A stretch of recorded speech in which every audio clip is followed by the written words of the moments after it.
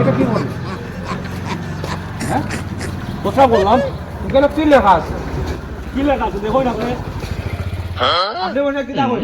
কিতা কইছি আপনি? কিতা কই না? কিতা লেখা আপনি কই না? এখানে আমাদের কিতা লেখা আছে? আপনি পড়তে পারেন না নি? अबे साले পড়তে পারেন না আপনি কেন কি লেখা? কিতা লেখা এখানে? দেখো আপনি কি লেখা এখানে?